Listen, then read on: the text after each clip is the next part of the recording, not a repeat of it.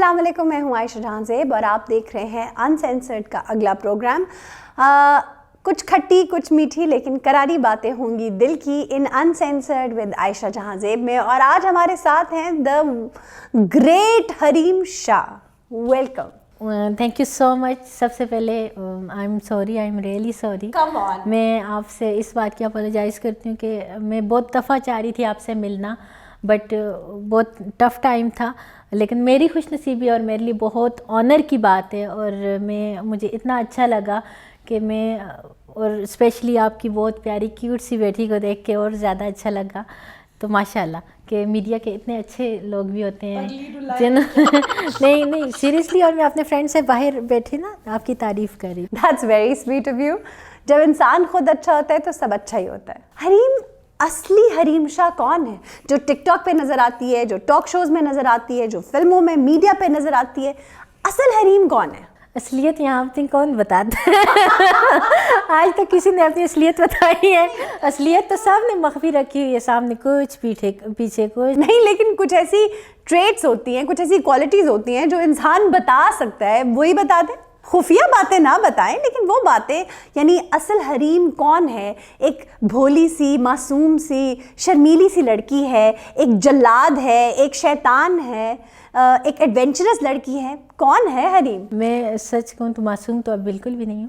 ہاں بچپن معصوم تھا. یہ آپ خود کہہ رہی ہیں. سیریسلی نہیں، معصوم نہیں ہوں. معصوم اس لیے نہیں ہوں کہ میں بہت چھوٹی سی تھی. لائک آپ جب میچور ہو جاتے، جب ماں باپ سے، پیرنٹس سے دور رہ کے سب کچھ آپ کو خود کرنا پڑتا ہے. صبح اٹھنا پڑتا ہے خود، نہ کوئی اٹھانے والا ہوتا ہے، نہ کوئی سنبھالنے والا ہوتا ہے، نہ کوئی ناز نخرے اٹھانے والا ہوتا ہے. ہاسٹل میں ہوتے ہو آپ سب کچھ، تو آپ وہاں پہ ڈفرینٹ مطلب آپ کو انوائرمنٹ ملتے ہیں، ہر جگہ کی لڑکیاں ملتی ہیں، کچھ کیا کر رہی تھیں، کچھ کیا کر رہی تھیں. لیکن آپ نے اپنے آپ کو مینٹین کیا. پورے معاشرے کے میں نے چیزیں دیکھ کے نا، تو مجھے اتنا عجیب سا وہ ہوا کہ اتنے عجیب لوگ ملے، اتنا سب کچھ ہوا. تو میں نے کہا نہیں، یہاں پہ معصومیت تو بالکل نہیں چلے گی. اگر کوئی ایک لڑکی معصوم بن گئی تو پھر یہ لوگ معصومیت سے تو ناجائز فائدہ اٹھانے والے.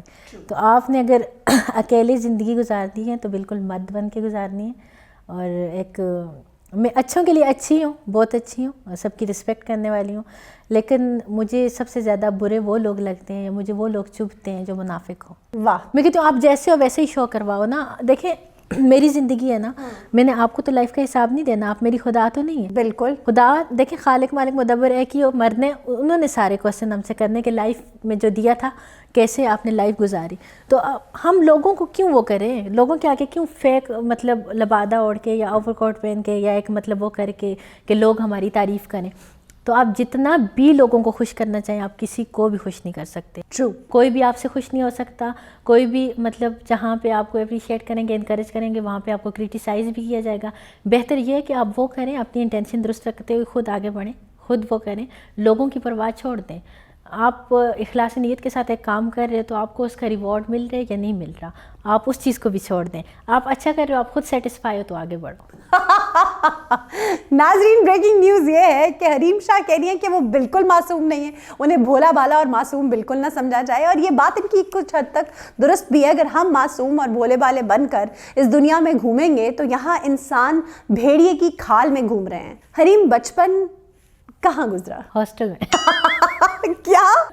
سیریسلی ہاسٹل میں گزرا. کب سے تھی ہاسٹل میں؟ آپ کو پتہ ہے میں 6 کلاس میں تھی. تو 6 میں آپ دیکھیں کتنا بندہ امیچیور ہوتا ہے. میں اڈلٹ آ کے ہاسٹل میں ہوئی تھی. مجھے پتہ بھی نہیں تھا کسی بھی چیز کا، کسی بھی اس کا، اور مطلب نہ کبھی وہ ہاسٹل میں. اور آپ کو پتہ ہے آج جو میں ہاسٹل کے انوائرمنٹ اس کے بعد جو دیکھا، لائک انٹر اور گریجویشن کے بعد جو دیکھا، جب میں 6 سے تھی تو ہم اتنا باؤنڈ ہوتے تھے کہ ہم باہر سے کوئی چیز منگوا کے بھی نہیں کھا سکتے تھے.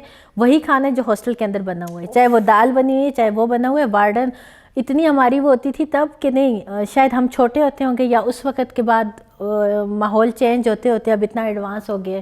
تو اس وقت یہی تھا کہ آپ کو پسند ہے یا نہیں پسند. صبح آپ نے اٹھنا ہے اور وقت پہ اسمبلی میں جانا ہے اور وقت پہ کلاس میں جانا ہے، اور کوئی کلاس بنک نہیں کرنی. اگر آپ نے بنک کرنی ہے تو آپ کے اسکول کے ساتھ ہی ہاسٹل ہوتا تھا، وارڈن کو کال آتی ہے کہ جا کے چیک کریں یہ بہانہ نہیں کر رہی. تو مطلب اس طرح کی سختیاں اور اس طرح کا ہوتا تھا. اور اس وقت ہمارے اندر اتنا مطلب شرم، اتنی حیا اور اتنا سب کچھ ہوتا تھا کہ نہیں، ٹیچر ہمارے سب کچھ ہیں.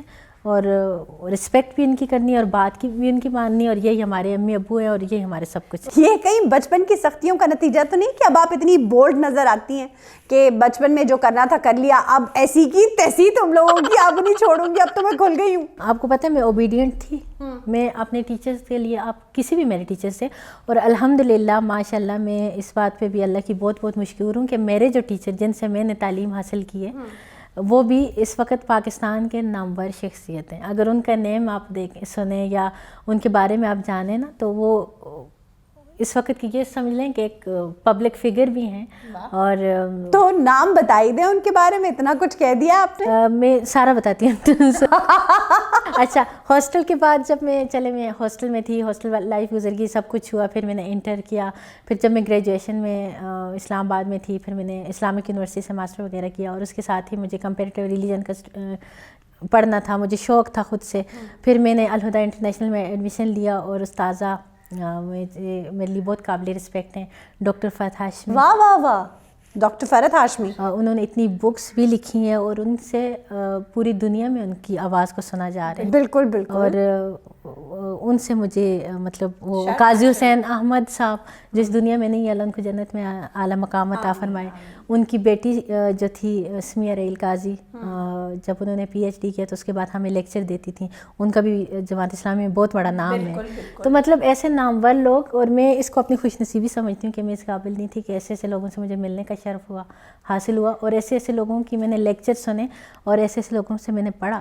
اچھا, ایک طرف کمپیریٹیو ریلیجن اور ایک طرف ٹک ٹاک, یہ کھلا تضاد نہیں. تضاد نہیں, آپ کو پتہ ہے مسلمان تو ہم ہیں بالکل, اس سے وہ, اور یہ ہمارے لیے بہت خوش نصیبی کہ ہم بائی برتھ مسلم ہیں اور مسلمان اس میں پیدا ہوئے ہیں. دیکھیں, یہ تو آپ کی جو کتب ہے, مذہبی کتب ہے, بلیف بھی ہے ہمارا اس پہ, اس کا سیکھنا, اس کا پڑھنا بہت ضروری تھا. بالکل. اس لیے بھی ضروری تھا کہ آپ کو پتہ ہے شروع سے میں بڑی وہ تھی کہ نہیں, جب بھی میں کسی سے بھی ملتی تھی یا کسی بھی فرقے کے یا کسی بھی اس سے, تو جب میں سنتی تھی تو میں کہتی تھی ان سب کو اپنی ہر چیز کے بارے میں کتنا پتہ ہوتا ہے. ہر ایک فرقے کے بندے سے آپ ملو, جیسے مطلب بہت سارے فرقے ہیں, کسی سے بھی ملو تو وہ مطلب ان کو آپ نے فرقے اور اس سے مطلب ساری حدیث اور اس سے ریلیٹ جو چیزیں ہوتی ہیں آپ کو ایسے کنونس کر رہے ہوتے ہیں کہ آپ ان کو جواب بھی نہیں دے سکتے کہ کون غلط ہے کون ٹھیک ہے, کو مطلب وہ آپ کو ایسے. تو میں نے کہا کہ یہ سیکھنا بہت ضروری ہے. تو آپ اس وقت تک دنیا کو نہیں سمجھ سکتے جب تک کہ آپ اپنے مذہب کو نہیں سیکھ سکتے. تو موسٹ امپورٹنٹ چیز.